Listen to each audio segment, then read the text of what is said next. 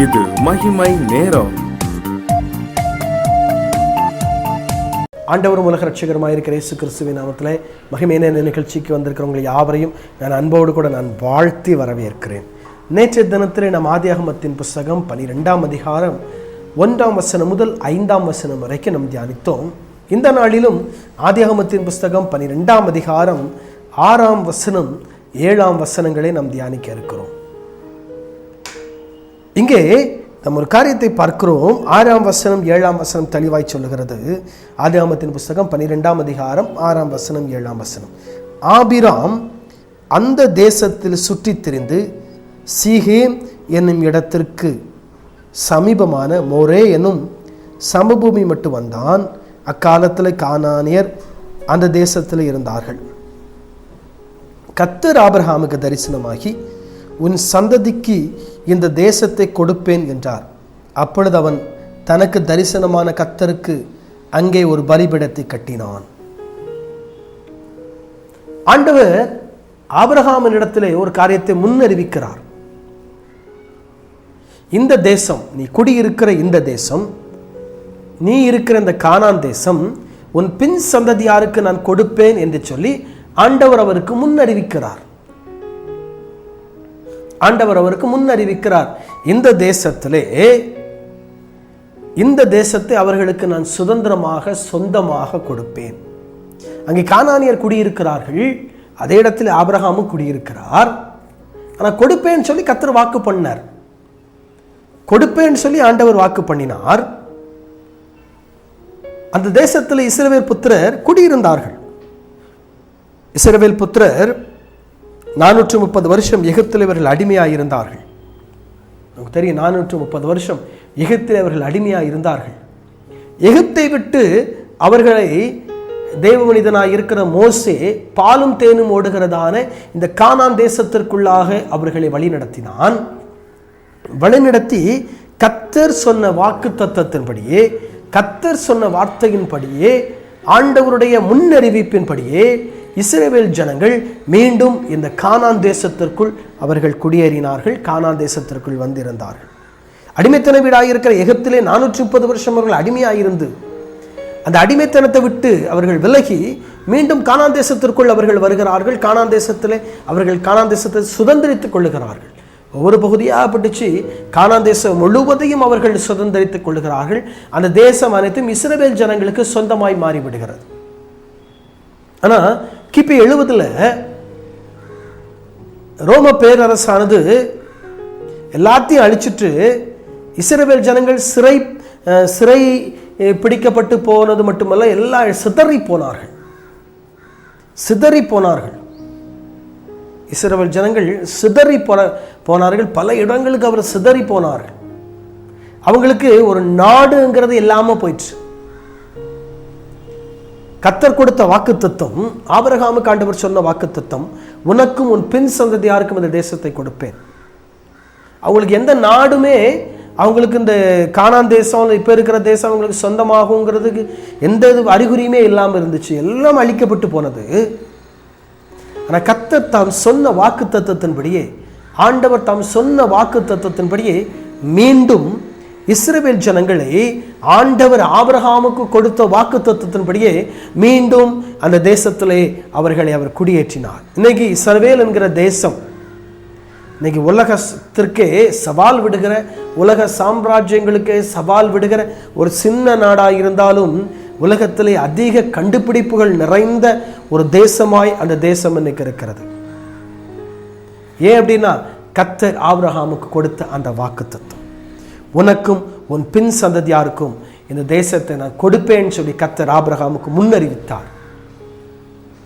கர்த்தர் அதிலே உண்மை உள்ளவராயிருந்தார். ஆண்டவர் உண்மை உள்ளவராயிருந்தார். சொன்ன ஆண்டவர், முன்னறிவித்த ஆண்டவர் ஆபிரகாமின் இடத்துல உனக்கும் உன் சந்ததிக்கும் இந்த தேசத்தை கொடுப்பேன் என்று சொல்லி முன்னறிவித்த ஆண்டவர் அதிலே உண்மையாயிருந்தார். அவர் சொன்னபடி செய்தார். அழிக்கப்பட்டு போனாலும் அடிமைப்பட்டு போனார்கள். மீண்டும் அந்த தேசத்தை வந்து சுதந்திரித்துக் கொண்டார்கள். மீண்டும் அவர்கள் சிதறி போனார்கள். ஆனால் அவர்கள் மீண்டும் அந்த தேசத்திற்கு வந்து தேசத்திலே குடியேறினார்கள். இன்னைக்கு அது ஒரு தேசமாய், இஸ்ரவேல் என்கிற தேசமாய் அது மாறி இருக்கிறது. கர்த்தர் சொன்ன அந்த வாக்கு தத்தத்திலே அவர் உண்மையாக இருந்தார்.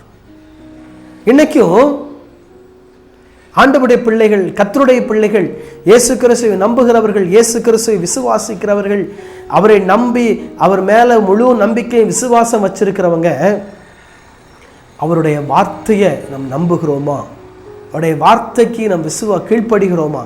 அது மட்டும் இல்லை, அவர் உண்மை உள்ளவராய் இருக்கிறார். கொடுப்பேன்னு சொன்னதை அவர் கொடுத்தார். ஆனா இன்னைக்கு ஆண்டவருக்கு நம்ம உண்மை உள்ளவர்களாக இருக்கிறோமா? ஆண்டவருடைய பிள்ளைகளாக வாழ்ந்து கொண்டு வருகிறோம், கிறிஸ்தவர்களாய் வாழ்ந்து கொண்டு வருகிறோம், ஆண்டவருடைய பிள்ளைகளாய் நாம் வாழ்ந்து கொண்டு வருகிறோம். நாம் இன்னைக்கு ஆண்டவருக்கு உண்மை உள்ளவர்களாய் இருக்கிறோமா? ஆண்டவர் உண்மை உள்ளவராய் இருந்தார். ஆனால் அவரை நம்பக்கூடியவர்கள், ஒரு விசுவாசிக்கக்கூடியவர்கள், நம்ம ஆண்டவருக்கு முன்மாதிரியாக, மற்றவர்களுக்கு முன்மாதிரியாக, ஆண்டவருடைய பிள்ளைகளாக அல்லது ஆண்டவரை நம்புகிற நாம் அவருக்கு கீழ்ப்படுகிறவர்களாய், அவருக்கு உண்மை உள்ளவர்களாய் நாம் வாழ்கிறோமா? கொஞ்சம் யோசிக்கணும். என்னுடைய வாழ்க்கையில் உண்மை இருக்கிறதா? என்னுடைய வாழ்க்கையில் உண்மை இருக்கிறதா? தேவன் விரும்புகிற உண்மை அல்ல கர்த்தர் விரும்புகிற உண்மை அல்லது ஆண்டவர் விரும்புகிற உண்மை என் வாழ்க்கையில் இருக்கா? ஆபிரகாமுடைய வாழ்க்கையில் உண்மை இருந்தது, கீழ்ப்படிதல் இருந்தது. ஆகவே தான் ஆண்டவர் அந்த உண்மையும் அந்த கீழ்ப்படிதலையும் பார்த்து அவருக்கு அவருடைய பின் சந்ததி யாருக்கும் அந்த தேசத்தை ஆண்டவர் கொடுத்தார். சொன்ன ஆண்டவர் உண்மையுள்ளவராக இருந்தார். அந்த தேசமே அவங்களுக்கு கிடைக்காது, எல்லாம் அழிஞ்சு போனா கூட, தேசமே இல்லாம ஒண்ணு இல்லாம போனா கூட, மீண்டும் அந்த தேசத்தை நிர்மாணம் பண்ணும்படியாக, மீண்டும் அந்த தேசத்தில் இஸ்ரவேல் ஜனங்கள் குடியிருக்கும்படியாக கர்த்தர் அவர்களுக்கு ஒரு காரியத்தை உண்டு பண்ணினார். கர்த்தர் அவர்களுக்கு ஒரு காரியத்தை உண்டு பண்ணினார். இன்னைக்கு நமக்கு உண்மை இருக்கிறதா? நமக்கு உண்மை இருக்கிறதா? நம்ம லைஃப்பை கொஞ்சம் யோசித்து பார்ப்போம். ஆபிரகாமுடைய வாழ்க்கையில் ஆண்டவர் வாக்கு கொடுத்தாரு, அதை நிறைவேற்றினார். சொன்ன ஆண்டவர் உண்மை உள்ளவராக இருந்தார், சொன்ன கர்த்தர் உண்மை உள்ளவராக இருந்தார். நாம் இன்னைக்கு ஆண்டவருக்கு உண்மை உள்ளவர்களாக இருக்கிறோம். அல்ல தேவன் விரும்புகிற உண்மை இன்னைக்கு நம்முடைய வாழ்க்கையில் இருக்கிறதா? கர்த்தர் விரும்புகிற உண்மை இன்னைக்கு நம்முடைய வாழ்க்கையில் இருக்கிறதா? ஆண்டவர் விரும்புகிற உண்மை இன்னைக்கு நம்முடைய வாழ்க்கையில் இருக்கிறதா? மனுஷருக்கு முன்னால் நம்ம உண்மையுள்ளவர்களாக காட்டிக்கொள்ளலாம், மனுஷருக்கு முன்னால் நம்ம நீதிமான்களாக காட்டிக்கொள்ளலாம், மனுஷருக்கு முன்னால் நம்ம நல்லவர்களாக காட்டிக்கொள்ளலாம், மனுஷருக்கு முன்னால் நல்ல வாழ்க்கை வாழ்வதை போல காட்டிக்கொள்ளலாம்.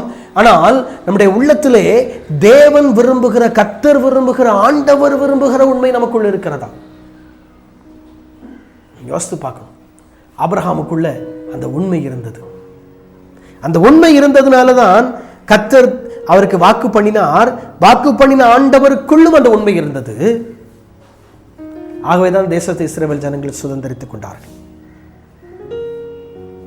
இன்னைக்கு கர்த்தர் விரும்புகிற உண்மை, ஆண்டவர் விரும்புகிற உண்மை நம்மகிட்ட நீங்க அந்த உண்மை இல்லைன்னா நம்ம ஆண்டவர்கிட்ட ஒப்பு கொடுப்போம். ஆண்டவரே, நீர் விரும்புகிற உண்மை, நீர் என்கிட்ட எதிர்பார்க்கிற உண்மை, நீர் எந்தெந்த காரியத்திலெல்லாம் நான் உண்மையா இருக்கணும்னு எதிர்பார்க்கிறீரோ, எந்தெந்த காரியத்தெல்லாம் நீர் என்னிடத்துல உண்மையை எதிர்பார்க்கிறீரோ, உண்மையை விரும்புகிறீரோ,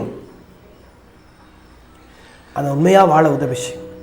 என்னை உம்மிடத்தில் அர்ப்பணிக்கிறேன் ஆண்டவரே, என்னிடத்தில் ஒப்பு கொடுக்கிறேன் ஆண்டவரே, பரிபூர்ணமாய் என்னை அர்ப்பணிக்கிறேன் ஆண்டவரே. நான் உண்மை உள்ளவனாய் வாழ்வதற்கு, உண்மை உள்ளவளாய் வாழ்வதற்கு நீர் எனக்கு உதவி செய்யும் சொல்லி ஆண்டவர்கிட்ட நம்மை ஒப்பு கொடுப்போம், நம்மை அர்ப்பணிப்போம்.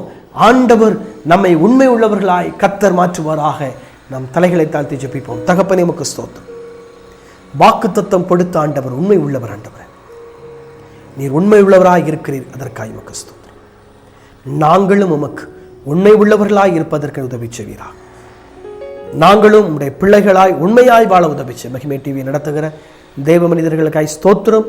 கர்த்தர் அவர்களை ஆசீர்வதிப்பீராக. ஆண்டவரே, இந்த டிவியின் பல இடங்களுக்கு கடந்து செல்வதற்கு கர்த்தர் உதவி செய்யும். இந்த ஊழியத்தை ஸ்பான்சர் பண்ணுகிற தேவ மனிதனுக்காக நான் ஜெபிக்கிறேன். கர்த்தர் அவர்களை ஆசீர்வதியும். அவர்கிட்ட செய்கிற, கையிட்டு செய்கிற எல்லா காரியத்திலும் அப்படி ஆசீர்வாதம் இருப்பதா. பெரிய காரியம் செய்கிற ஆண்டவர் பெரிய காரியம் செய்யும். இயேசு கிறிஸ்துவின் மாறாத நாமத்தில் ஜெபிக்கிறோம் பிதாவே. ஆமேன், ஆமேன்.